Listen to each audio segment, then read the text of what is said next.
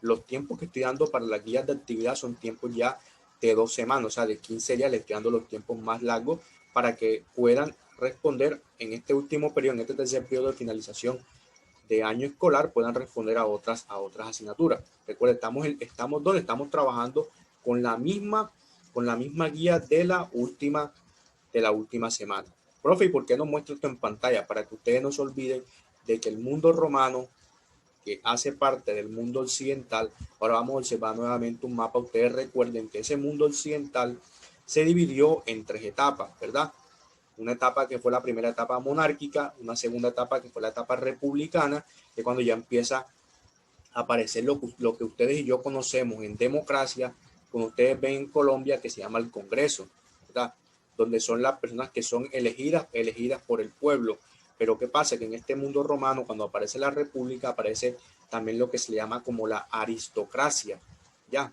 O lo que nosotros conocemos en nuestro contexto de Colombia, vamos, como la gente pudiente, la gente de clase que está dentro de ese proceso de la política, quienes hacen la política. Entonces ya desde el mismo mundo antiguo se viene dando estas situaciones de quiénes son los que representan al sufragante, o sea, al sufragante, el que pone el voto, o sea, en la vida republicana.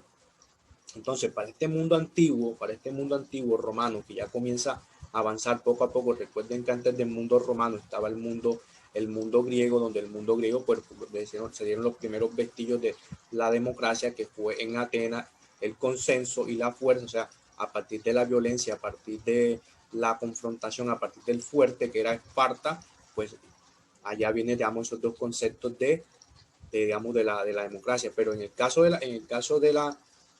romano, recuerden que se dice que la herencia romana de los etruscos que estaban zonificados. Bueno, vamos a pasar más bien el mapa para que podamos seguir hablando, y ya en el transcurso de lo que nos resta de esta jornada de hoy y la próxima semana estaremos hablando un poco ya sobre qué, sobre el Imperio Romano. ¿Qué tiene que ver el Imperio Romano?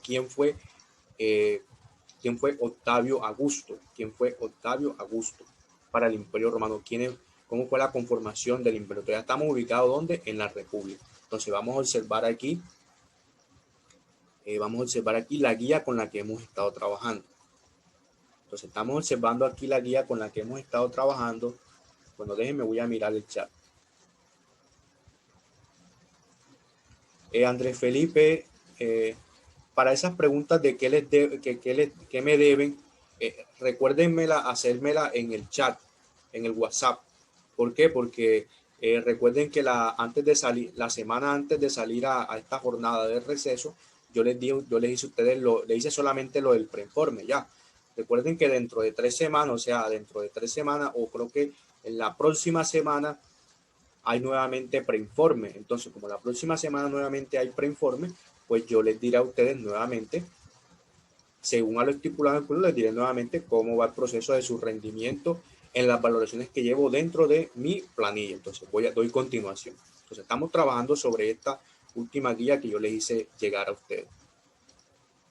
Bueno, aquí ya ustedes la guía la han observado y tienen unos comparativos de cómo eran los nombres de los dioses griegos con el nombre de los dioses romanos y sus atributos. Entonces estábamos en esta parte aquí del periodo de la República, cómo ya pues, como digamos, como que en el tiempo de monarquía aparecieron una jerarquía, que eran los patricios, digamos, los patricios que eran como la gente pudiente, digamos, la gente digamos, que venía de un linaje familiar. Entonces estaban los patricios, que digamos que eran como los guerreros, eran, digamos, los campesinos, era la gente que trabajaba y lo que hacían era que mejorar la condición económica y social de la monarquía romana. Entonces, cuando se habla de una monarquía, quiere decir que existe un rey, un único.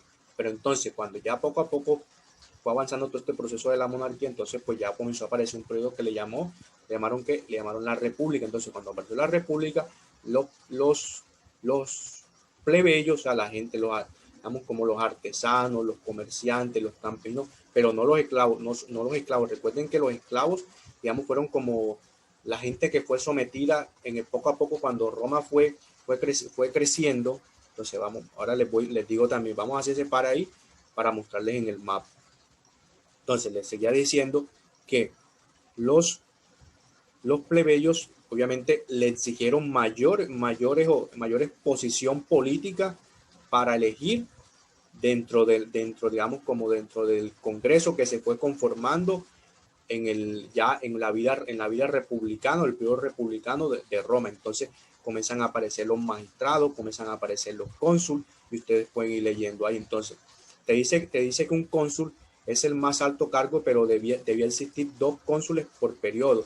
Los cónsules tenían el poder sobre el ejército. Entonces aparecen los cónsules, aparecen los prétores, encargados de la justicia. O sea, cada uno de estos cargos que fueron apareciendo, ediles, censores, cuestores, tribunos. Entonces, cada una de esas, digamos, esas cualidades que fue apareciendo para, digamos, para tener una posición política en el mundo romano, lo fueron tomando quienes, lo fueron tomando los plebeyos, porque los plebeyos, como eran los que trabajaban, mientras los patricios estaban en una buena condición, digamos, eran como uno decía, como dice, eran como mantenidos. O sea, siempre estaban pensando de cómo podían ir gobernando los territorios, mientras los que sostenían el mundo romano, la vida republicana, la vida del país, eran los plebeyos. Pero ya se hablaba, ¿de qué se hablaba ya? Ya se hablaba de la democracia. Ya con esto comienza a aparecer los vestigios de la democracia. Entonces, bueno, aquí seguimos viendo, ustedes van leyendo. Entonces, con esta guía finalizamos esta semana, la asamblea, el senado. Entonces, aquí vemos, por ejemplo, lo que les mencionaba ahora, el conflicto entre plebeyos y patricios. Obviamente que ya en la vida republicana, como les decía, los plebeyos exigieron mayor posición dentro digamos, dentro de la república, dentro de ese periodo republicano de Roma. Entonces, tenemos aquí la parte de la expansión romana, pero bueno, y aquí ahora, ¿qué vamos a hablar hoy? Vamos a hablar un poco sobre, vamos a ver un video y vamos a hablar un poco sobre los 3 momentos o las 3 guerras púnicas. Entonces, profe, ¿qué quiere decir eso de las 3 guerras púnicas? Entonces, vamos a pasar a observar un mapa para que ustedes hagan más. Entonces, vamos a observar un mapa que tenemos por acá. Ya déjenme abro el mapa. Ya lo tengo. Y ahora sí. Entonces, tenemos este mapa que estamos ubicando aquí. Este mapa también se los voy a compartir en el grupo de WhatsApp ahora que finalicemos. Entonces, ustedes recordarán siempre que yo les he estado diciendo que esto que estamos ubicados aquí es la península de ¿qué? La península de los Apeninos, la península itálica o la bota itálica, siempre he dicho esos nombres. Entonces, como por aquí se fue ubicando, aquí no estaban los etruscos, comenzaron los primeros pueblos donde empezó primero, digamos, los primeros procesos. Recuerden que cuando era una monarquía, cuando apareció toda la leyenda la leyenda de lo de Rómulo y Remo, entonces después nos dicen que existe una base histórica y que esa base histórica nos dice que digamos, la herencia de Rómulo y Remo hace parte de ¿qué? De la vida troyana, o sea, de la Asia Menor. Entonces, profe, ¿dónde queda Asia Menor? Ustedes ya saben dónde se ubica Asia Menor. Entonces, bueno, vamos aquí a este mapa, nos muestran un poco de los pueblos que estaban ubicados en esta zona de el mundo romano. Entonces, por aquí vamos mirando algunos pueblos. Entonces, en esta zona que que les estoy señalando aquí, hace parte de lo que se conoce como la Magna Grecia. Fue lo que más adelante varios, digamos como líderes del mundo romano llegaron a la posibilidad y construyeron que la gobernancia o la colonización o la toma de estos territorios, porque ellos necesitaban seguir expandiéndose. Entonces, con ese paso de la monarquía a la república, y ese paso de la república al imperio, entonces cuando ya se consolida el imperio es cuando ya ese paso de la república a la monarquía, entonces ya la expansión romana se ve mucho más amplia. Entonces, por eso nos dice aquí abajo, Roma y la conquista de Italia. Entonces, toda esta zona que ustedes actualmente y yo conocemos, que en el mundo, que en el viejo continente se conoce como la Italia. Entonces, bueno, vamos a pasar a la segunda diapositiva. Vamos a girarla. Vamos a girar la diapositiva. Entonces, bueno, aquí nos va mostrando un poco, porque si yo les señalo esta zona de acá, automáticamente ustedes recuerdan que esta zona que está acá tiene que ver con el mundo griego, con lo que el tema que estábamos trabajando anteriormente. Pero como fue dándose la decadencia de ese mundo griego, automáticamente esa poli o ciudad-estado de los etruscos y las otras poli o ciudades-estados pequeñas con una cultura, digamos, muy distinta al mundo griego, cuando los griegos ya no tenían la capacidad de seguir vigilante o pendiente de todas sus conquistas, automáticamente comienzan a aparecer otros pueblos. Si se dan cuenta, poco a poco se va acercando hacia el mundo occidental, Entonces nos vamos acercando al mundo occidental. ¿Por qué? Porque Italia hace parte del mundo, hace parte de Europa, acercado que al mundo occidental. Entonces aquí nos vamos dando cuenta del proceso, digamos, de las guerras púnicas. Ahora vamos a observar un video para que ustedes no se aburran y sepan un poco de cómo que tiene que ver con ese asunto de las guerras púnicas. Entonces nosotros damos cuenta aquí que con esta parte de estas islas que están ubicadas acá, eran islas que poco a poco en el paso de la vida republicana, cada uno de los líderes que gobernaban en ese entonces en el mundo romano fueron poco a poco apoderándose de estos territorios. ¿Por qué? Porque necesitaban tomar todos estos territorios que nos están mostrando acá. Entonces, aquí tenemos Sicilia, aquí tenemos Cartago. Entonces, todo este asunto de conflicto de las tres guerras púnicas, la guerra púnica 1, la guerra púnica 2 y la guerra púnica 3, entonces nos ubican que cuando ya Roma comienza a apoderarse de la Magna Grecia, esta partecita que está por aquí de Italia, necesitaba seguir expandiéndose. Entonces, para seguir expandiendo, necesitaba apoderarse de este territorio de lo que se ubica como Sicilia. Entonces, pero como Cartago está aquí en el continente africano, entonces Cartago no iba a permitir que los romanos se apoderaran de uno de sus territorios, de sus islas. Entonces, los conflictos de las guerras púnicas se dieron dentro de estos territorios. Cuando ya llegó un momento donde Roma se apoderó en parte de Sicilia y parte de otras islas acá, poco a poco fueron debilitando a Cartago para apoderarse de todas las zonas, de todas estas zonas, como siempre nosotros hemos estado viendo, de lo que tiene que ver con el mar Mediterráneo, con esta zona del Mediterráneo. Entonces, ¿qué van a concluir ustedes con las guerras púnicas? Profe, ¿qué son las guerras púnicas? Entonces, las guerras púnicas fue un conflicto entre el mundo romano y la sociedad de Cartago, de este territorio que está ubicado acá en la zona africana. Entonces, era porque necesitaban someter a los pueblos de Cartago y estas islas que estaban aquí cerca de ellos, para poderse apoderar de toda la franja del mundo, digamos, del mundo europeo y de las fronteras del mundo africano. Listo, vamos a pasar a ver el video para que sepamos un poco más de qué trata las guerras púnicas.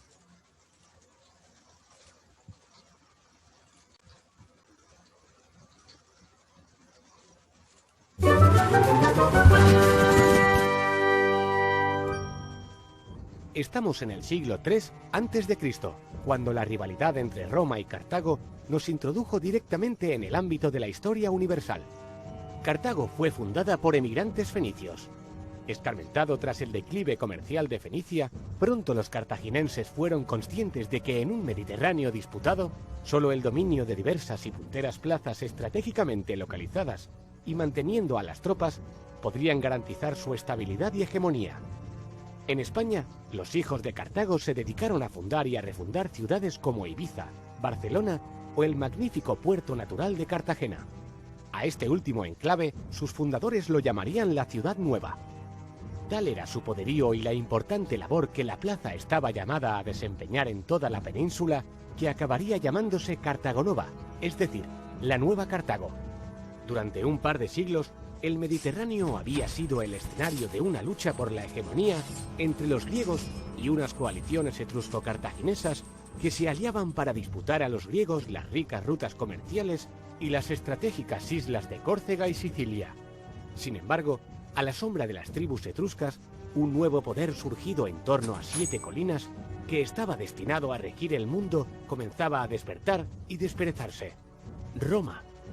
Más de un siglo después de su primer tratado de no agresión y de repartimiento zonal, en el 509 a.C., Roma y Cartago eran las únicas superpotencias del Mediterráneo occidental, habiendo sido desbancados completamente griegos y etruscos.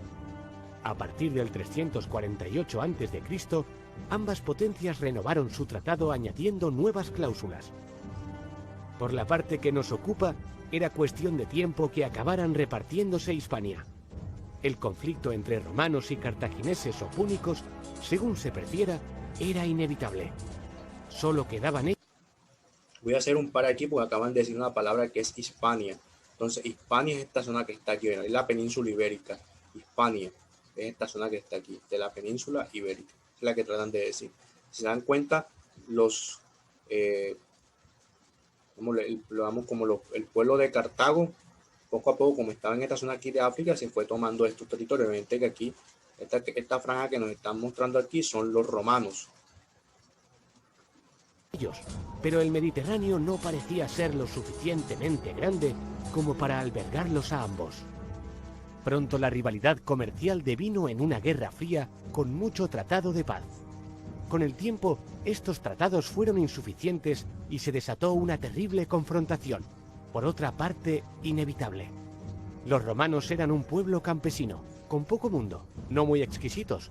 Sin embargo, atesoraban una determinación y un patriotismo sin igual, pocas veces visto en la historia de la humanidad. Resulta increíble que consiguieran formar una gigantesca escuadra de guerra, copiando clavo a clavo la tecnología de una nave enemiga varada en la playa.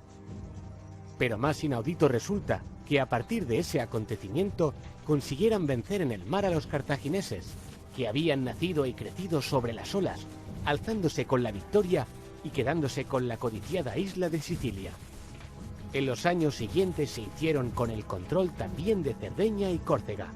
Humillados por las condiciones impuestas tras esta primera guerra púnica, los cartagineses, liderados por el laureado general Amílcar Barca, desembarcaron en la península y, alternando la política con la guerra, sometieron y enfrentaron a una gran cantidad de pueblos íberos. Quiso la suerte, o la falta de esta, que cuando ya estaba el trabajo prácticamente acabado, el gran general se cayó del caballo ahogándose en un río durante una pequeña escaramuza. Pero su legado no había acabado. Asdrúbal y Aníbal Barca, yerno e hijo, continuarían su obra. Asdrúbal, el Bello, no confundir con Asdrúbal Barca, consiguió, mediante sus buenas decisiones y buena administración, convertir a los territorios conquistados en la península, con Cartago Nova a la cabeza, en un verdadero imperio. Todo marchaba a pedir de boca, pero cuando Asdrúbal comenzó a acuñar monedas con su efigie y a envalentonarse cada vez más, los ya decadentes senadores republicanos de Cartago se incomodaron. Asdrúbal fue asesinado, atravesado por una espada empuñada por un esclavo pagado, vete tú a saber por quién. Pasó a la historia por dos cosas: por fundar Cartago Nova, Cartagena, y por firmar un tratado de paz con los romanos. Roma se adueñaba de todo aquello que estuviera por encima del río Ebro, mientras Cartago se quedaba con el resto. Quedaba pues el famoso Aníbal, quien a sus 21 años ya había probado sobremanera su destreza como diplomático y general. Este, conformando un gigantesco ejército, se dispuso a pacificar toda la zona cartaginesa que se extendía desde las tierras levantinas hasta el río Ebro. Sin embargo, por el camino sitió una ciudad ubicada dentro de la zona de control cartaginesa, pero aliada en aquel momento, qué casualidad, con la propia Roma. Se trataba de Sagunto, la épica defensa de Sagunto, un episodio que sirve para mostrar esa bravuconería y terquedad tan hispana llevada hasta el sacrificio final. Se acabaron suicidando todos en masa antes que rendirla. Solo sirvió por aquel entonces como el motivo o pretexto necesario para que Roma y Cartago entrasen de nuevo en una guerra que resolvería, de una vez por todas, su clásica enemistad. La Segunda Guerra Púnica era el objetivo buscado tanto por los romanos, que se habían hecho en aquel momento con el poder, como por el último de los Barca antes citados, Aníbal, quien no podía ver a Roma ni en pintura, y menos por el ojo que acabaría perdiendo. La campaña se desarrolló en dos escenarios. Por una parte, Aníbal, con un ejército en el que militaban muchos mercenarios de la península ibérica, vadeó los Pirineos y atravesó los Alpes, elefantes incluidos, protagonizando una de las grandes gestas militares de todos los tiempos para atacar Roma desde el norte evitando el mar. Por otra parte, un ejército de ciudadanos romanos trató de cortar los suministros que desde Hispania llegaban a Aníbal. En el frente italiano, los cartagineses obtuvieron sucesivas victorias frente a ejércitos superiores en número al de Aníbal, hasta llegar a Canas, la batalla más brillante de todos los tiempos y estudiada aún hoy en las academias militares de todo el globo. Solo así se puede entender el genio militar del cartaginés. Tras muchos años de guerra empantanada, la llegada de Escipión, el africano, al frente hispano, decantó la balanza hacia el lado romano. Con su genio y carisma condujo a las legiones por toda la península hasta someter Cartagena y Cádiz, los últimos reductos del poderío púnico. El desplome del frente peninsular influyó de manera decisiva en la vertiginosa sucesión de acontecimientos que llevarían al general cartaginés a África en auxilio de la ciudad de Cartago. Escipión finalmente consiguió derrotar en Zama a uno de los grandes generales de todos los tiempos, al temido Aníbal Barca. Los vencedores impusieron a Cartago un armisticio lo suficientemente difícil para asegurarse que nunca más podría levantarse de la miseria. No obstante, 50 años después, mientras los romanos observaban con inquietud cómo su eterno rival parecía estar recuperándose, incendiaron la ciudad de Cartago durante 17 días, destruyéndola piedra por piedra. Además, sembraron los campos de sal para que nada volviese a crecer en la gran capital del estado púnico.